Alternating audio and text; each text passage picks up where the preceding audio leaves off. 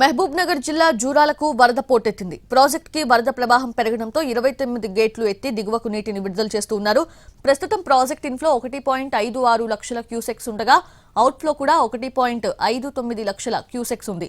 దీంతో భీమా, నెట్టెంపాడు, కోయిల్ సాగర్ ఎత్తిపోతలకు, జూరాల కుడి ఎడమ కాలువలకు నీటిని విడుదల చేస్తున్నారు. ఎగువ దిగువ కేంద్రాల్లో 10 యూనిట్లలో విద్యుత్ ఉత్పత్తి కొనసాగుతోంది. पीड़ितों की मदद करने की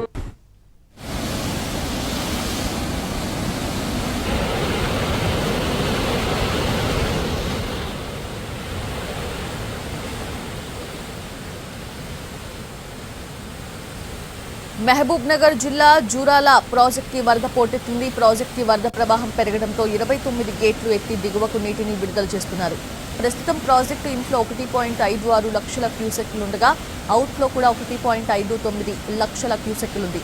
దీంతో భీమా, నెట్టెంపాడు, కోయిల్ సాగర్ ఎత్తిపోతలకు, జూరాల కుడి ఎడమ కాలువలకు నీటిని విడుదల చేస్తున్నారు.